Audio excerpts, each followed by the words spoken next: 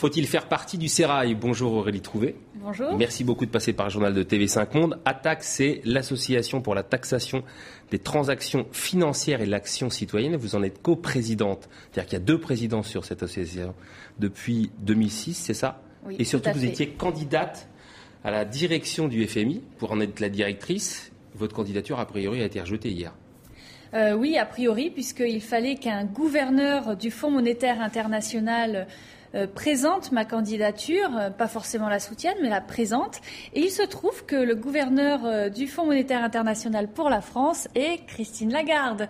Donc forcément, eh bien, nous avons compté sur son fair play et son ouverture au débat démocratique, mais visiblement, elle n'a pas souhaité même répondre à notre sollicitation. Donc, oui, parce que vous lui aviez envoyé une lettre via le site internet d'ATTAC. Tout à fait. Vous n'avez pas eu de réponse. Non, et on lui envoyait d'ailleurs aussi vous en êtes surprise au ministère. Bien sûr que non. Alors voilà, c'était une forme de provocation, cette candidature. C'est surtout une manière de montrer d'abord que, on peut tout à fait envisager un FMI complètement différent, radicalement différent, qui ne soit pas avec une politique libérale, mais au contraire, qui décide d'une économie fondée sur le partage des richesses et la préservation de la planète, et que dire aussi que ce n'est pas fatal, ce qui est en train d'arriver, les plans d'austérité qui sont aujourd'hui imposés par ce Fonds monétaire international, ce n'est pas fatal et il existe des solutions crédibles. On va y revenir. Juste une question. Est-ce que vous pensez que du coup la nomination possible ou éventuelle de Christine Lagarde, mais surtout le fait qu'elle soit nommée gouverneur, est-ce que ça veut dire que c'est déjà anticipé au cas où le patron du FMI, à un moment donné, comme c'est le cas pour DSK, passe à la trappe? Ça veut dire que c'est déjà anticipé? Ça, je suggère notamment qu'on lui pose la question, y compris les médias, parce que c'est vrai que c'est un élément qu'elle n'a pas beaucoup mis sur la table ces temps-ci.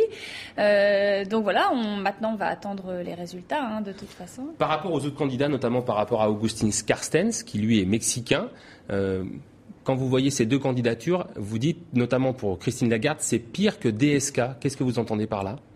DSK a été le directeur d'un FMI qui a imposé des plans d'austérité, comme je vous le disais, un peu partout, et a commencé par l'Ukraine, la Hongrie, la Lettonie, le Portugal, l'Irlande. L'Irlande, la Grèce. Vous avez vu que c'est des réductions extrêmement drastiques de salaires, de pensions de retraite, des privatisations énormes de services publics, etc.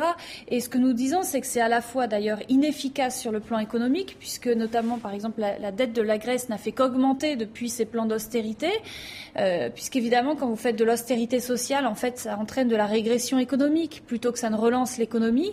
Mais surtout, c'est très injuste, parce que qu'est-ce qui se passe ? C'est que, finalement, il y a eu une crise économique qui a été entraînée par la dérégulation de la finance, par la finance. Elle a entraîné une dette publique énorme, et aujourd'hui, au lieu de mettre à contribution la finance, on met à contribution les salariés, les chômeurs et les retraités. C'est donc nous qui payons une crise qui a été provoquée par la finance, tandis que parallèlement, les grandes banques, les grands détenteurs de capitaux, ont repris de plus belle leurs profits. Et pourtant, DSK, on est bien d'accord, est un homme de gauche, c'est un socialiste.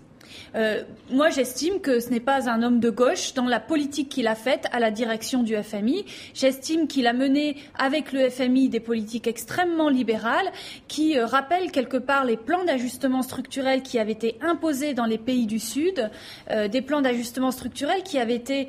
notamment les pays africains. Voilà, notamment les pays africains qui se terminaient par des catastrophes et qui avaient été, dans la communauté internationale, considérés comme des échecs. Et aujourd'hui, nous refaisons la même chose avec les pays européens. Si vous aviez été élu plutôt au FMI, au poste de directrice du FMI, quelles auraient été les principales mesures que vous auriez voulu prendre immédiatement ? Alors, première chose, arrêt des plans d'austérité. Ensuite, restructuration, annulation partielle des dettes. Je dis ça, d'ailleurs l'Allemagne a commencé à le mettre sur la table depuis quelques jours. Et vous savez que Christine Lagarde s'y oppose fermement. Parce ça risque de faire contagion, ça risque d'inquiéter les marchés financiers qui sont nos amis, n'est-ce pas ? Et donc annulation partielle de la dette et puis surtout mise à contribution de la finance avec une taxation pour commencer des transactions financières alors nous disons qu'avec 0,05%, ne serait-ce que ce pourcentage de taxes sur les transactions, on pourrait faire dégager des centaines de milliards d'euros qui sont aujourd'hui nécessaires, et les Nations Unies le disent, pour combattre la pauvreté dans le monde et pour également lutter notamment contre le réchauffement climatique. C'est tout à fait possible. C'est un prix Nobel d'économie, James Tobin, qui l'avait avancé comme idée. La taxe Tobin. Voilà, la taxe Tobin.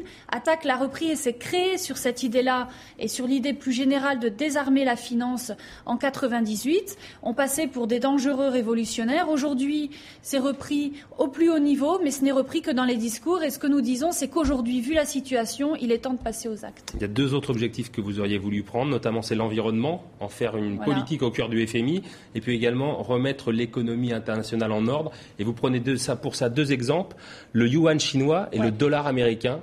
Alors d'abord, on est pour une monnaie alternative au dollar, une monnaie internationale. C'était une idée que portait Keynes notamment. Keynes, alors il y a une autre idée que portait Keynes, c'était l'idée de mettre à contribution non seulement les pays à qui on prête de l'argent, mais aussi les pays qui prêtent de l'argent. Et qu'en fait, ce sont tous les pays qui doivent être mis à contribution, je dirais, dans l'effort.